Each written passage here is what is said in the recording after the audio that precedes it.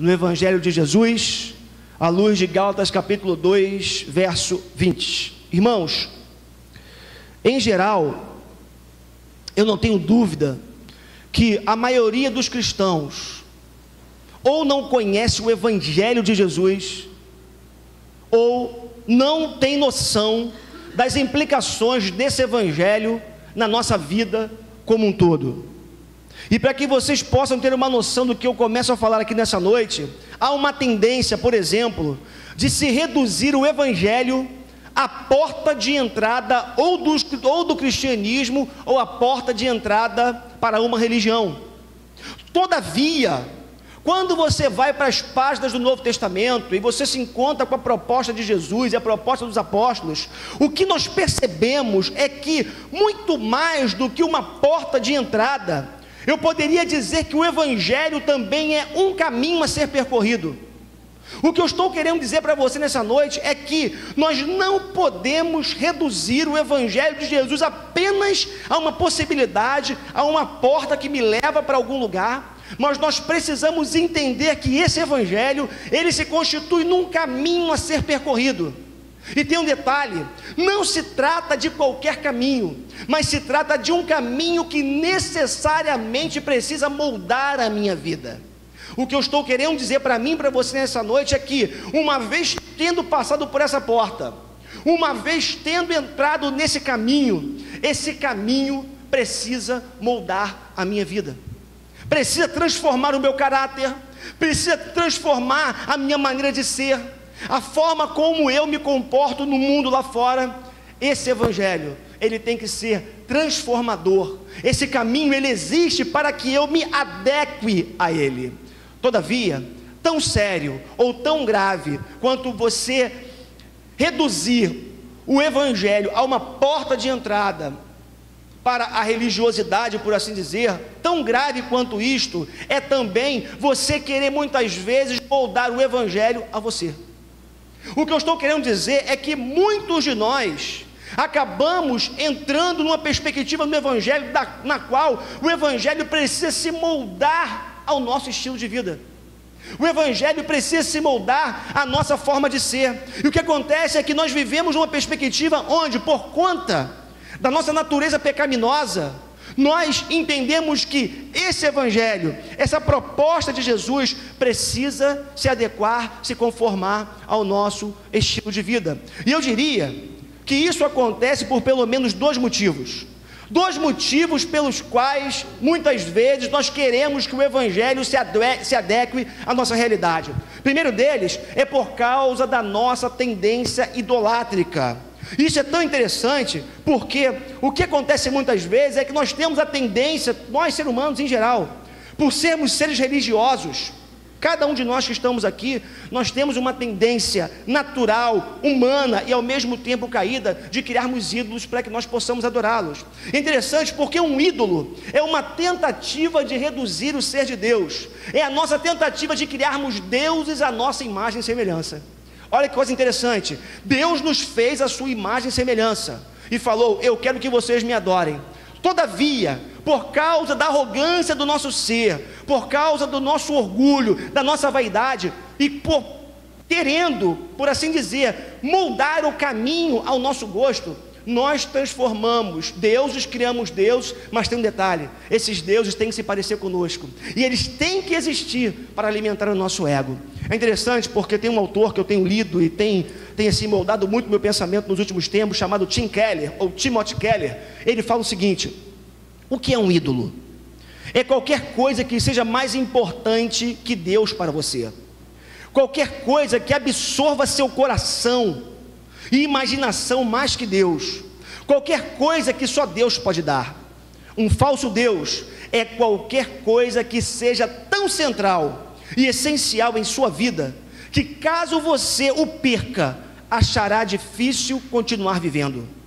Um ídolo tem uma posição de controle tão grande em seu coração, que você é capaz de gastar com ele a maior parte de sua paixão e energia, seus recursos financeiros e emocionais, sem pensar duas vezes. Podem ser a família e os filhos, a carreira e o dinheiro, conquistas e aclamação da crítica, respeito e reconhecimento social. Pode ser um relacionamento amoroso, aprovação dos colegas, competição e habilidade, circunstâncias seguras e confortáveis, beleza ou inteligência, uma grande causa política ou social, moral ou virtude, e até mesmo sucesso no ministério cristão. Um ídolo é qualquer coisa que você olhe e diga no fundo do seu coração: se eu tiver isso, sentirei que minha vida tem um sentido, e então saberei que tenho valor, estarei seguro e em posição de importância. Existem muitas formas de descrever esse tipo de relação com algo, mas talvez a melhor descrição seja a palavra adoração. Isso é um ídolo. É tudo aquilo que a gente elege como sendo de extrema importância para a nossa vida, ou melhor, algo que nós nos curvamos a isso, a essa coisa, essa pessoa, essa situação, e nós não abrimos mão disso, colocamos isso num grau de maior importância na nossa vida. E aí, queridos, o que acontece é que na nossa vida, muitas vezes, ou em outras palavras, um ídolo é algo que eu crio para que o meu eu seja adorado, ou seja exaltado. É interessante, porque nós vivemos numa sociedade narcisista, nós vivemos numa sociedade onde a valorização do eu é extremamente pontuada e valorizada. E sabe o que acontece? Por causa dessa nossa tendência idolátrica, nós vamos tentando adequar o caminho de Deus ao nosso próprio caminho. Como o meu ego, o meu eu tem uma necessidade de valorização, de ser engrandecido, nós vamos encontrando dificuldades de percorrer o caminho pré-estabelecido por Deus para a nossa vida. Porque, como veremos daqui a pouco, há um preço a pagar quando nós entramos no caminho. Há um preço a pagar, há uma renúncia a ser vivida quando nós entramos por esse caminho proposto por Deus. Mas aí, esse nosso ser, o nosso ego, que precisa dessa exaltação, ele começa a se incomodar com essa proposta de seguir esse caminho. Mas eu falei que eram 12 motivos. Primeiro foi a tendência idolátrica, mas o segundo motivo pelo qual muitas vezes eu quero adequar o caminho de Deus ao meu caminho, é porque o custo do evangelho é muito alto, como eu estava falando para vocês. Como o próprio apóstolo Paulo nos disse aqui em Gálatas capítulo 2, verso 20, eu fui crucificado com Cristo. Quem entra no evangelho, quem abraça a causa cristã, achando que vai viver uma vida de mar de rosas, que não vai ter mais problemas, que não tem um preço a ser pago, está muito enganado. Porque o próprio Jesus, caminhando com seus discípulos, ele nunca deixou de mostrar para eles o custo do evangelho. Pelo contrário, ele sempre chamava os discípulos, aqueles que caminhavam com eles, e dizia para eles: olha, seguir-me tem um custo, caminhar comigo tem um preço. E aí, queridos, quando nós olhamos para o custo, para o preço de seguir Jesus, o que acontece é que a gente começa a se incomodar com isso, e a gente começa a querer moldar o caminho, a nossa maneira de viver e a nossa maneira de ser. Isso é humano, é completamente natural. Agora é tão interessante, porque quando você vai para o Evangelho de Jesus tem uma mensagem central, e lá em João capítulo 3, verso 16, está escrito assim: porque Deus amou o mundo de tal maneira, ou porque Deus tanto amou o mundo, que deu o seu único Filho, para que todo o que nele crê não morra, mas tenha a vida eterna. Você precisa entender uma coisa nessa noite: o Evangelho deve ser um caminho de transformação diária na nossa vida. O Evangelho é o que nos põe em dia com Deus num processo de santificação. O que eu estou querendo dizer para você nessa noite é o seguinte: Deus amou tanto você, que Ele foi capaz de entregar o Filho dEle para morrer pelos seus pecados e pelos meus pecados. É essa verdade que nos coloca diante de Deus. É essa verdade que nos coloca em dia com Deus, porque sem essa verdade, sem João capítulo 3, verso 16, todos nós estávamos perdidos, longe de Deus, afastados do Senhor. Agora, sabe qual é o problema disso? É que Jesus viveu, Jesus morreu, Jesus ressuscitou dos mortos e subiu aos céus. Agora, quando nós olhamos para essa verdade do Evangelho, eu diria que existem pelo menos 3 respostas, 3 reações à proposta do Evangelho. A primeira reação que eu vejo é a é a reação ou a resposta da religião ou do moralismo. É interessante porque o que eu estou querendo dizer é que uma pessoa, às vezes exposta à verdade do Evangelho, pode ser que ao se encontrar com essa verdade, desse Deus que salva, desse Deus que liberta, desse Deus que transforma vidas, pode ser que uma pessoa entre pela porta, lembra da porta de entrada? Entre pela porta do Evangelho e ela se encontre com a religião, e dentro da religião ela vive os princípios e os preceitos do moralismo, e isso tem a ver com a nossa performance espiritual. Sabe o que é performance espiritual? É o seguinte: eu confio na minha capacidade de obedecer a Deus, e assim eu posso ser aceito por Ele. Posso dizer uma coisa para você? A maioria dos cristãos vive a relação com Deus na base da religião e do moralismo. Mesmo conhecedores da Bíblia, sabe o que acontece? A gente vive uma vida buscando performar, ter uma performance diante de Deus para sermos aceitos por Ele. Sabe o que acontece com isso?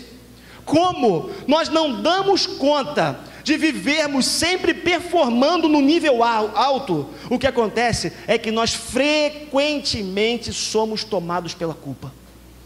O padrão de Deus é elevado, achamos que temos que fazer coisas para sermos aceitos por Ele. Como não damos conta desse ideal de Deus, vivemos frustrados, arrebentados e cheios de culpa. Sabe por quê? Porque muitas vezes a única proposta que nós conhecemos é a proposta religiosa que nos chama para esse moralismo, essa religião marcada pela performance. Mas existe uma outra forma de se reagir a essa proposta do Evangelho, que vem a ser a irreligião ou o relativismo. Eu decido o rumo que eu vou seguir na minha vida, eu decido o meu rumo sem levar Deus em conta. Nesse momento, tem um sem número de pessoas tomando decisões sem levar em consideração a vontade de Deus.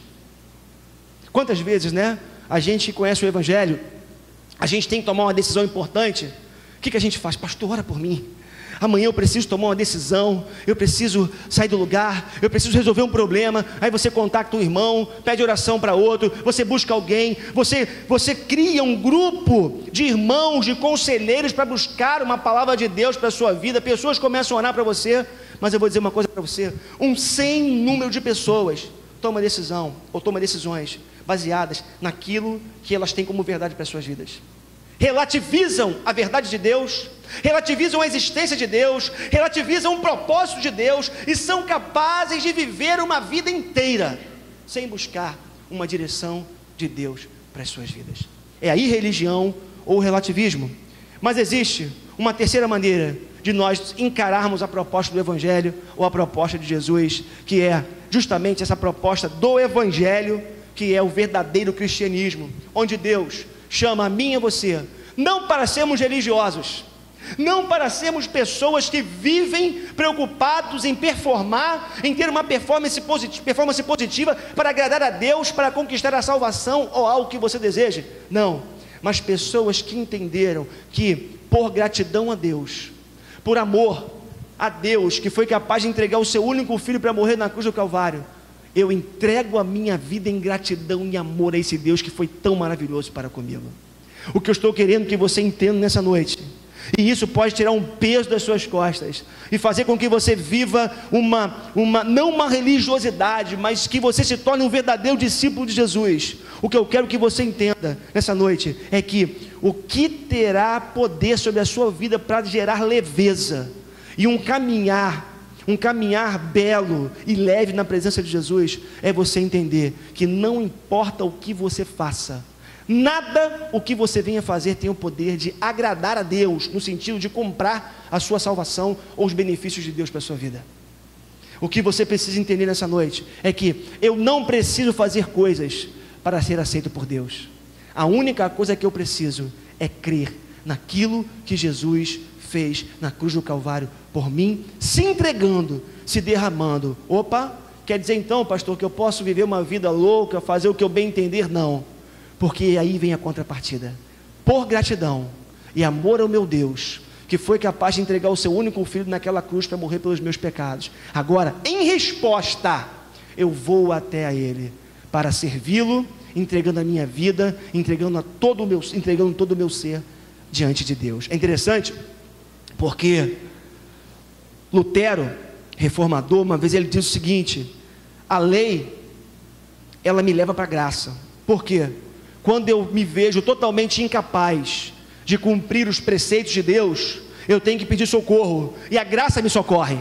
Mas quando eu chego diante da graça, quando eu chego diante de Jesus, eu sou levado de volta para a lei, não para a salvação, não para cumpri-la, para agradar a Deus e conquistar o seu favor, mas por pura gratidão e amor a esse Deus, como eu já falei, que foi capaz de entregar o seu Filho para morrer por mim. O que geralmente acontece é uma conversão por meio da coação. Estou falando no modo geral, nesse mundo gospel que a gente vive. O que geralmente acontece é uma conversão por meio da coação, onde uma carga de culpa e medo são lançados sobre os descrentes, ou sobre o descrente, sendo-lhe apresentado um código moral, um código de conduta, que ele tem que observar para agradar a Deus e para ser aceito por Ele. É interessante, né? Porque talvez esse gráfico possa ajudar você a entender um pouquinho o que eu estou falando. Porque é o seguinte: a formação espiritual tradicional acontece assim: eu estava perdido, eu estava longe de Deus, aí eu tive um encontro com Jesus, eu ouvi uma mensagem do Evangelho, alguém pregou e eu me converti, e eu entro no mundo da religião, eu entro no mundo da religiosidade, eu entro no mundo da forma, no mundo da tradição, onde o formalismo e o tradicionalismo muitas vezes são muito mais importantes do que a minha própria vida. O que a gente tem que entender nessa noite é que muitas vezes a gente viveu um período da nossa vida tão afastado de Deus, e nós tivemos a oportunidade de nos achegarmos mais para perto de Jesus. Todavia, nós nos encontramos muito mais com a religiosidade do que com o Evangelho propriamente dito. Irmãos, não nos iludamos.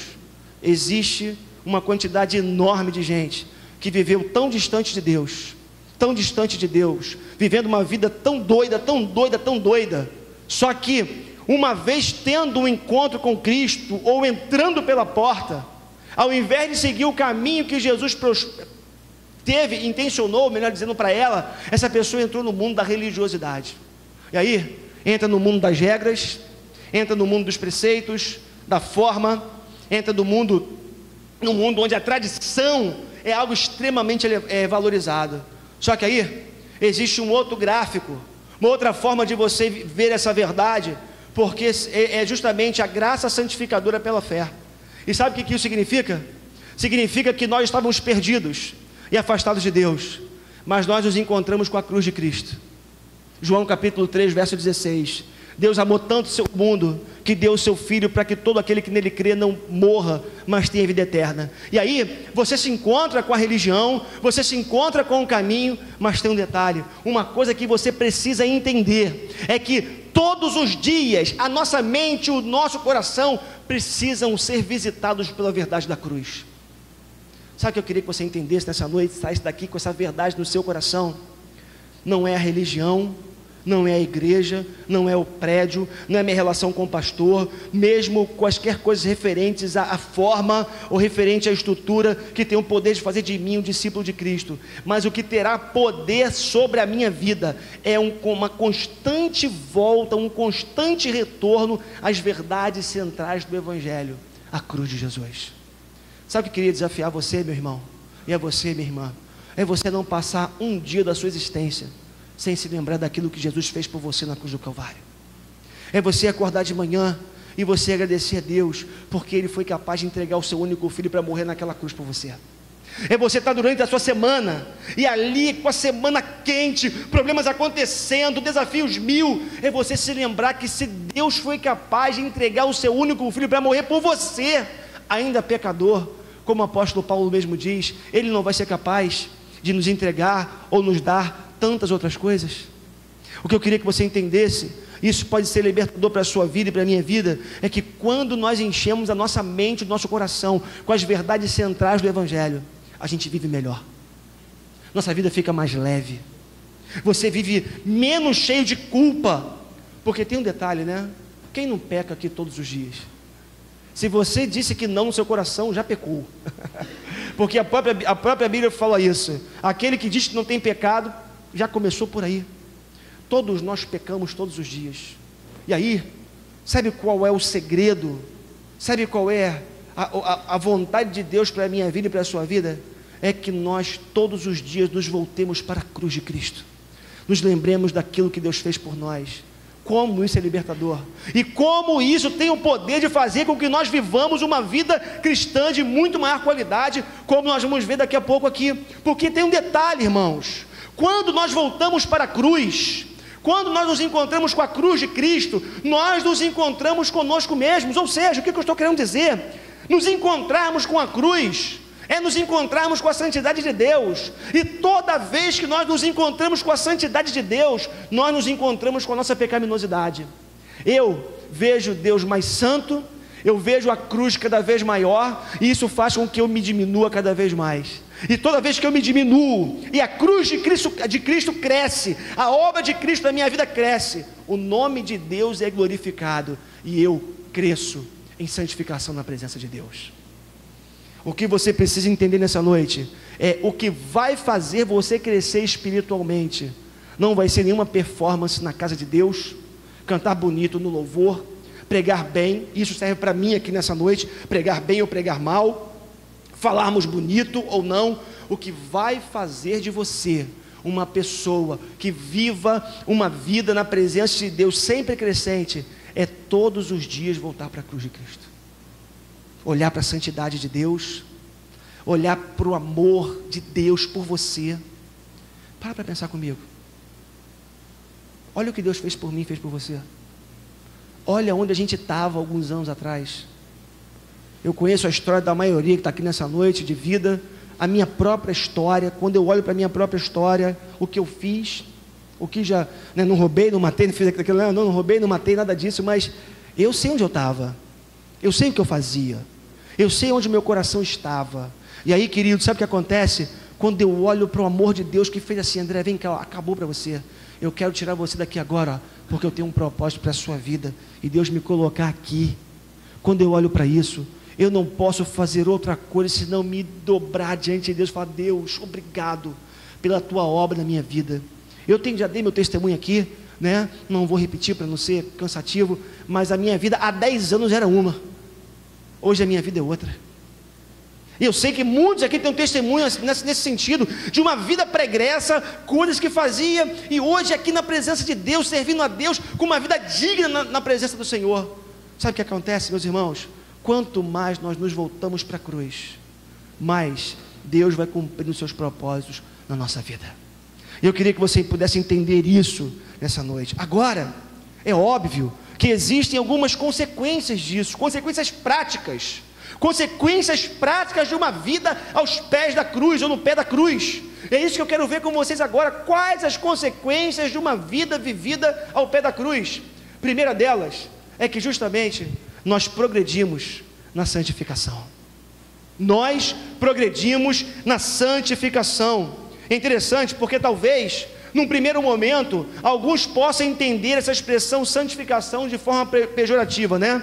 Então, é interessante porque quando você... Hoje em dia isso acontece menos por conta da projeção que o Evangelho tem tido, mesmo na sociedade.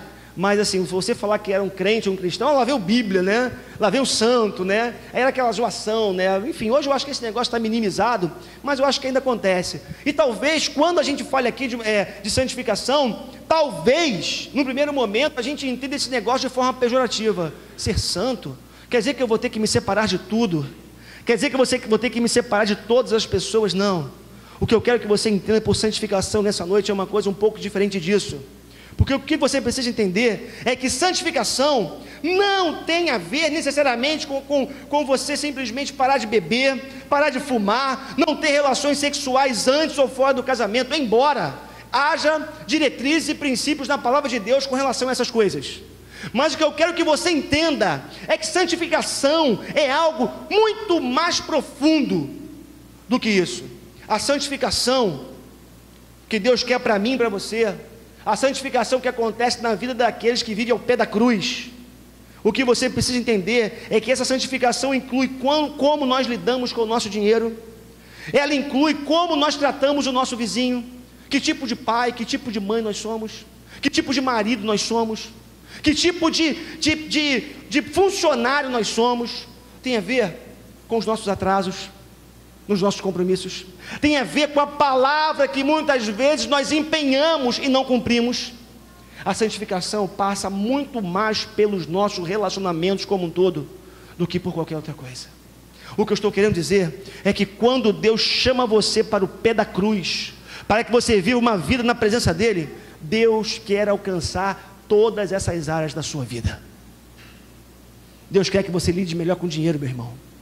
Deus não quer que você continue gastando dinheiro que você não tem, vive encalacrado, vive enrolado, e depois pedindo a Ele para socorrer você, porque você não consegue pagar o cartão de crédito. Deus deseja que você seja o melhor pai, que você eduque seus filhos. Pastor Alexandre dizia que hoje de manhã, a respeito do não, temos que aprender a dizer não para os nossos filhos, e às vezes vivemos uma incapacidade tão grande, por motivos mil, e não conseguimos educar os nossos filhos na presença de Deus. A santificação torna você um pai melhor e uma mãe melhor. A santificação necessariamente faz de você um funcionário melhor. Você vai reclamar menos do seu chefe, você vai ser mais pontual nos seus compromissos. Sabe por quê? Porque quem vive ao pé da cruz descobre uma outra maneira de viver. Descobre que, sobretudo, quando nós somos íntegros, honestos, sinceros e temos uma vida reta, sobretudo o nome de Deus é glorificado. O nome de Deus é glorificado antes de qualquer coisa. Então, o que nós precisamos entender nessa noite é que quando a gente começa a desfrutar dessa santificação que acontece na vida daquele que vive ao pé da cruz, a nossa vida ganha em beleza e em qualidade.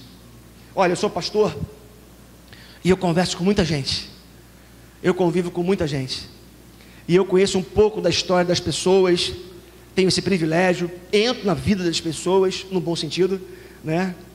E o que a gente vê, o que eu vejo, é que muitas vezes o que acontece é que muitas pessoas estão distantes da cruz de Cristo. Querem a bênção, mas não querem se moldar ao caminho. Querem Deus, mas querem um Deus que se adeque à sua realidade de vida. Querem servir a Deus, mas não querem abrir mão de tantas outras coisas, que muitas vezes são tão simples, tão práticas, tão fáceis de serem deixadas. Basta você ter o mínimo de vontade. Por isso, meu irmão, se você quiser ter uma vida melhor, uma vida de mais qualidade, é tempo de você se voltar para a cruz. É tempo de você voltar para a cruz de Cristo, se dobrar diante de Deus, se lembrar todos os dias o que Deus tem feito por você, e lembrar que a única coisa que Deus quer é que você tenha uma vida de dependência na presença dEle. Mas uma segunda coisa que acontece, quando nós vamos para o pé da cruz, nós não nos distanciamos daqueles que estão perdidos e sem Deus. Isso é tão interessante, sabe por quê?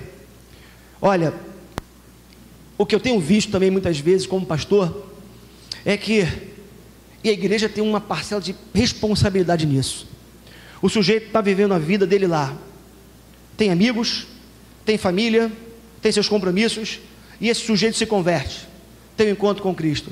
Sabe qual é a primeira coisa que muitas vezes a igreja faz com o sujeito? Quando não manda, insinua ou dá a entender que ele tem que abandonar todos os seus relacionamentos, seus amigos, suas atividades, e viver uma vida religiosa totalmente afastada de todo mundo. Isso é tão sério, sabe por quê? Porque o que eu vejo no Evangelho é o seguinte: isso acontecia todas as vezes que uma pessoa se encontrava com Jesus. O que eu vejo é o seguinte: alguém se encontrava com Jesus, e Jesus falava assim, agora você volta lá para a sua casa, volta lá para os seus amigos, volta para a sua família, e você diz o que aconteceu com você. Sabe o que acontece? A gente tira as pessoas dos seus relacionamentos, coloca elas dentro da igreja, e impede que elas sejam luz e sal lá fora. Agora, quando nós nos encontramos com a cruz regularmente, nós entendemos que Deus nos chamou, Deus nos salvou, mas é da vontade dEle que nós voltemos para onde nós estávamos, para influenciar aquelas pessoas que ficaram lá onde nós estávamos. Queridos, isso é tão sério, porque às vezes, Como eu disse, a igreja tem um papel nisso, mas às vezes o sujeito se torna tão chato, tão chato, tão chato, tão chato, que ninguém quer ficar perto dele. Não precisa nem que ele se afaste, as pessoas começam a se afastar, porque o sujeito, ele muda. Primeira coisa, né? O sujeito chega num lugar, ele já muda a forma de falar. Não sei se você já viu gente assim, né? Gente que estava ali com você, era amigo, de repente o sujeito se converte, o cara muda a voz. Irmão, né? Seus pecadores, né? Senhor. O cara imposta a voz para conversar. Outro dia encontrei um sujeito assim, estava conversando, pastor, pregador, aí o Eduardo, né, o nosso pastor lá na Barra, que ele fala assim: rapaz, o que aconteceu contigo, cara? Você não falava assim? Outro dia um cara entrou no escritório dele, o Badu, lá na Barra, um cara que ele conheceu de muitos anos no seminário, aí chegou: reverendo, eu queria falar com o senhor. Rapaz, o que aconteceu com você, com a tua voz? Você não falava assim? É o peso da religiosidade. Sabe o que acontece? O sujeito se torna extremamente chato. Já viu? O cara que você se encontra com ele, ele quer pregar para você o tempo todo. Eu tenho uma pessoa assim, minha família. O cara quer pregar o tempo todo para você. Aí você fica pensando: cara, eu já sei disso, eu já sei, já conheço aqui, já conheço a Bíblia. Mas é porque o sujeito, ele acha que sempre tem uma lição, quer pregar para você, quer ensinar algo. Se tornam pessoas extremamente chatas. Guarda uma coisa, guarde isso: uma pessoa oprimida pela religião ou pela religiosidade se torna alguém egoísta, crítico, soberbo, sem espírito ensinável e sem misericórdia. A única coisa que o cara tem em mente é um suposto ou um pretenso relacionamento com Deus, e ele esquece de tudo mais que está à sua volta. Mas sabe o que Jesus disse? Se você não ama o seu próximo a quem você vê, você não pode amar a Deus a quem você não vê. O problema é que a religião nos abafa, a religiosidade nos oprime e faz com que a gente feche os olhos para todos que estão ao nosso redor, numa pretensa religiosidade na vertical. Irmãos, se nós não conseguirmos viver uma espiritualidade vertical, onde eu consigo olhar no olho do meu irmão, das pessoas que estão ao meu redor, não adianta tentar viver uma vida na presença de Deus assim. E não sou eu quem digo, foi Jesus mesmo que nos ensinou isso. Portanto, quando nós voltamos para a cruz regularmente, para as verdades preciosas do Evangelho, nós conseguimos alcançar aqueles que estão longe de Deus. Terceira coisa que eu vejo que acontece na vida daqueles que estão ao pé da cruz, é que nós não nos abalamos, ou melhor, nos abalamos menos com os sobressaltos da vida. Nós nos abalamos menos com os sobressaltos da vida. Daniel passou um susto, né, Daniel? Essa semana, né? Filhinha amada com dengue hemorrágica, ver a médica falando assim: pai, o estado é muito grave. Eu imagino quão difícil deve ter sido, e vi como foi, porque a gente estava ali te acompanhando, e eu pude ver nos seus olhos, mas ao mesmo tempo eu vi no Daniel uma serenidade. Me perdoe falar aqui, meu irmão. Eu vi no Daniel uma serenidade, eu vi no Daniel uma confiança, e ele deixou escapar isso várias vezes. Não sei nem se ele se percebeu disso. Ele manifestando a confiança que ele tinha nos propósitos de Deus. Queridos, sabe o que acontece quando nós estamos no pé da cruz? Acontece justamente isso. Nós vamos nos lembrando do sacrifício de Jesus naquela cruz. Para pensar na morte de Jesus. Eu gosto muito do filme do Mel Gibson, né? Porque eu acho que aquele filme retrata bem o que Jesus viveu como sofrimento naquela cruz. E quando eu olho para os meus sofrimentos, quando eu olho para as minhas dores, quando eu olho para os sobressaltos que a vida muitas vezes me impõe, e quando ao mesmo tempo eu olho para a cruz, o que eu vejo é que Deus, na figura do seu Filho, ou na figura de Jesus, sofreu muito mais naquela cruz do que muitas vezes os sofrimentos que nós passamos aqui nessa vida. É interessante, eu não sou masoquista não, tá, gente? E não gosto de sofrer, mas nós não podemos negar a bênção do sofrimento. Olha só que coisa interessante, Pedro vai dizer no verso 3 do capítulo 4 da sua epístola: mas alegrem-se à medida que participam dos sofrimentos de Cristo, para que também quando a sua glória for revelada, vocês exultem com grande alegria. Sabe o que Pedro está dizendo? Existe uma bênção no sofrimento. O sofrimento nos identifica com Jesus. Eu gosto de me identificar com Jesus na glória. Já viu só, Kleber? Jesus vai para a cruz, mas ele ressuscita ao terceiro dia, ele sobe aos céus, os anjos vêm servi-lo. Isso é uma parte da identificação. Existe uma outra parte que poucos gostam, que passa pelo sofrimento, passa pela humilhação, passa pelo escárnio, passa pela dor física. Jesus sofreu de todas as formas, foi tentado de todas as formas. Sabe o que acontece quando você sofre, meu irmão e minha irmã? Você se identifica um pouquinho com o teu Senhor. O sofrimento faz isso. O sofrimento tem o poder de produzir uma alegria que muitas vezes nós não entendemos, mas é a alegria de estarmos ou sermos um pouco mais parecidos com Jesus. Agora me pergunta se esse discurso da Ibope. Não dá.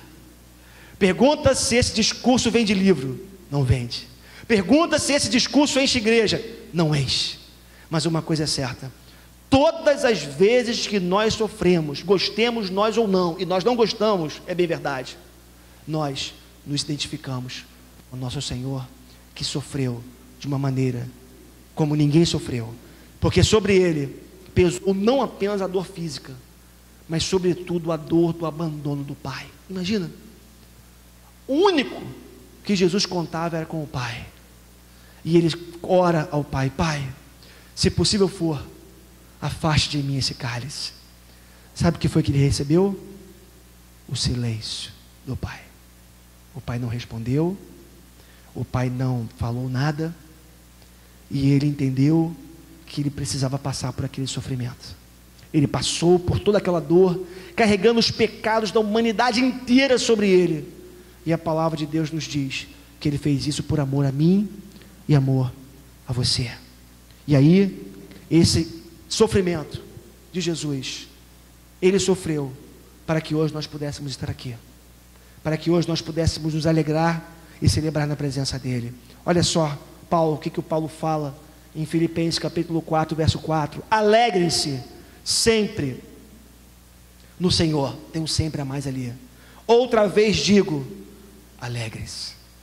A pergunta que eu faço para você é: como viver essa orientação de Paulo, sabendo que amanhã nós vamos ter que acordar 5, 6 da manhã para trabalhar, encontrar um chefe mala que pega no nosso pé, com cobranças 1000 sobre nós, muitos aqui, quem sabe, sem dinheiro para pagar as contas, com dificuldades financeiras, enfermidades na família. Como alegrar-se no Senhor com todas essas dificuldades? Sabe qual é o segredo? Voltar para o pé da cruz, voltar para o sacrifício de Jesus, lembrar do amor dele por nós, entregando o seu filho, o Pai entregando o seu filho para morrer por cada um de nós naquela cruz, lembrar da generosidade de Deus. Ó irmãos, como Deus é generoso, como Deus é bom. Se lembrar dos benefícios de Deus, aquilo que o salmista fala no Salmo 42, quando ele diz: por que estás abatido, a minha alma, e por que te perturbas dentro de mim? Espera em Deus, pois ainda o louvarei. Sabe o que o salmista estava fazendo? Uma incursão, um olhar para dentro, uma retrospectiva na sua história. E quando ele fez isso, ele chegou à conclusão que o Deus que fora fiel tantas outras vezes, não seria agora que Deus o iria abandonar. Por que estás abatido, a minha alma? E por que te perturbas dentro de mim? Espera em Deus, pois ainda o louvarei.